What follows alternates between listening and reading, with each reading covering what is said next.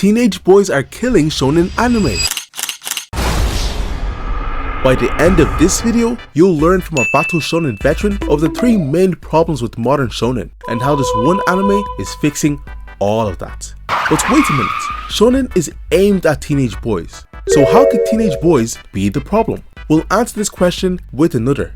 Can you spot the difference? I want to be the world's greatest hero. I want to be the Wizard King. I want to be Hokage. Sure, these are 3 different characters from 3 distinct hit animes, but they're all the same one story. A young boy ostracized from society because he lacks/can't control some key power, yet he wants the world's head job tied to that key power, a dead dream, until he unlocks / is given the most broken ability in existence plus a legendary master, starting his journey to completing his goal, battling some mysterious villainous organization along the way. And this is only the first problem. A lot of shonen anime has become too similar because of their over-reliance on this teenage boy story archetype. But this is way worse than you realize, because the only thing that kept 40% of shonen afloat is that the authors Horikoshi, Tabata, Kishimoto, among others, are geniuses able to add their own spin to the narrative formula and creating masterful yet at times similar pieces of work. But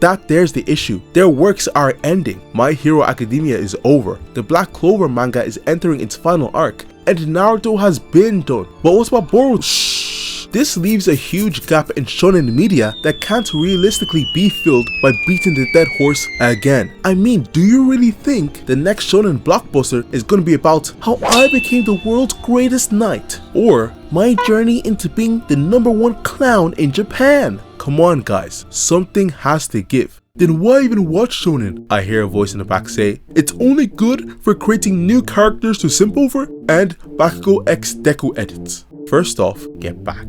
Second off, I am never leaving this genre. I love shonen. I love the fights, the grits, the heroism in striving to be better. And me pointing out these flaws ain't about putting down these types of stories, but to show where this genre can go in the future. But before we speak about the future, we need to talk about the next problem. But first, please like and sub. 2. Shonen coddles its protagonists. What? This got to be rage bait. Deku got bullied. Asta and Naruto were orphans. You're telling bullshit. Drop the pitchforks, I get it. And all you said is true, but you're missing something important. An area our mystery show does extremely well in. Because the main protagonist is a teenage boy, they are somewhat protected from the terrible consequences of living in a superpowered world with little to no superpower, especially in the beginning of the show. The only real negative consequence they face is bullying. And I'm aware bullying is bad, but if you check the Maslow hierarchy of needs, a psychological theory showing the most critical needs at the bottom and the least at the top, you see a lot of our boys' most basic needs are kinda being met. Deku and Asta live with their parental figures who love and feed them. Naruto got a roof over his head and a third Hokage.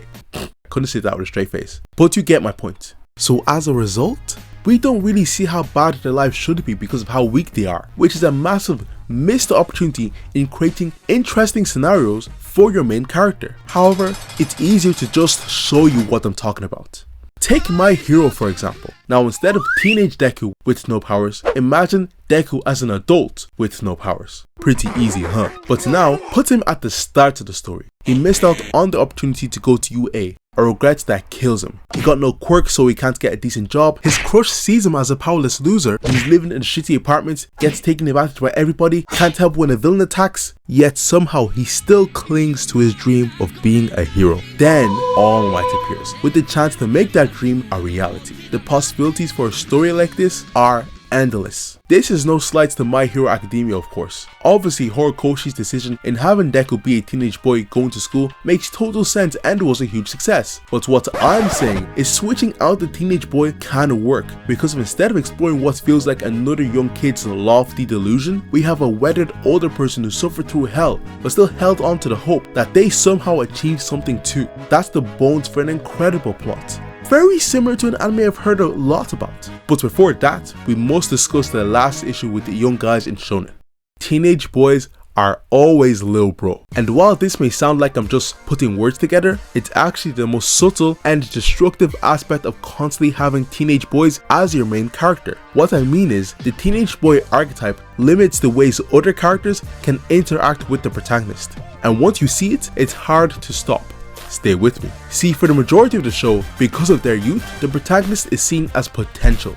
They will have their moments when they beat a difficult villain or show off some incredible skill, but until the final couple arcs, they're seen as quirky, silly oddballs who can do great things with a shit ton of help. This manifests itself as the classic mentor-mentee trope, but also this weird thing where even the protagonist's own friends respect his power but still feel the need to look out for him like lil bro. But this creates two snags. One, it robs the opportunity to explore the main character being the big bro, to be the one looking out for someone else. And I'm not talking about some throwaway movie or in one story arc. I'm talking about a long-term side character who looks to the protagonist for help, support, and advice. Think Genos and Saitama's dynamic in One Punch Man. 2. It prevents viewing the main character as something other than potential, something more exciting.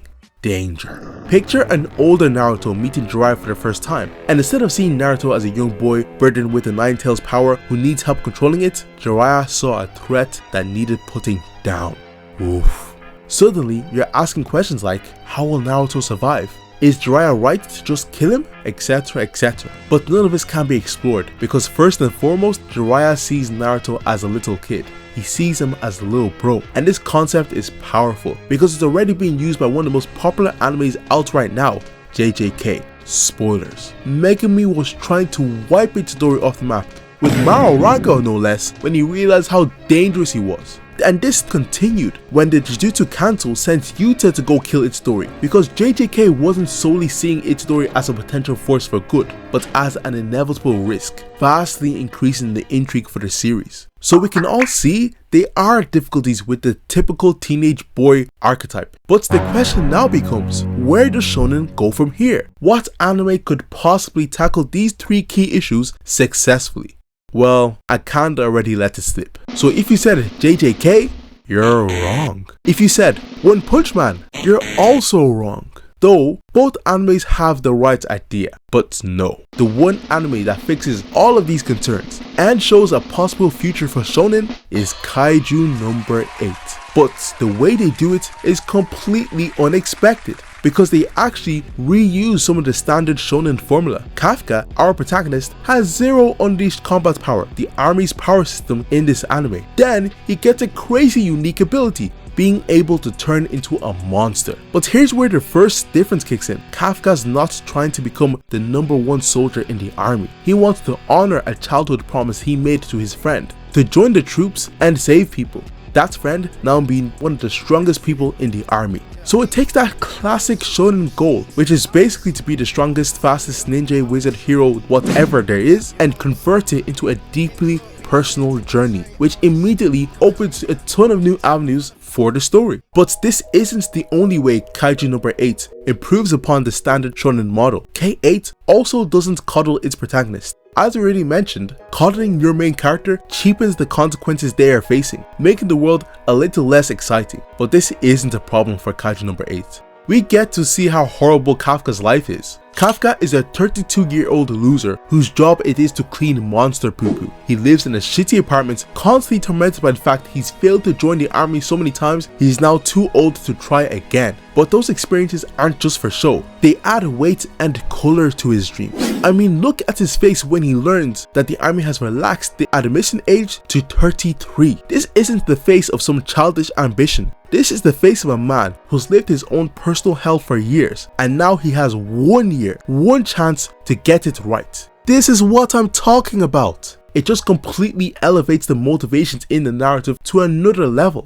However, the final upgrade to the typical shonen structure is the most brilliant. And this is the actual reason I made this video. Kafka is big bro. The limiting character dynamics of being little bro are now obvious, but with Kafka being big bro, it's almost like a whole new world opens up. You see it from the very first episode when Kafka is taking care of his little bro, Reno, forcing nosebuds on him like a mom. Yes, this process develops their friendship, but it also adds a super interesting element when the fighting actually starts. From the very beginning, when Kafka's fighting, he can't just think of his own survival. He's taking responsibility for Reno's survival too. And this just continues throughout the series with other characters, creating so many engaging dilemmas for our protagonist. I especially love seeing this scenario play out with their other little sis character, Kikaru, because a healthy older brother younger sister relationship that's not tainted is so rare in anime. Watching it on screen feels so wholesome. Honestly, I was inspired to make this entire video based on this scene alone. Yet this is only half the benefits of being the big bro.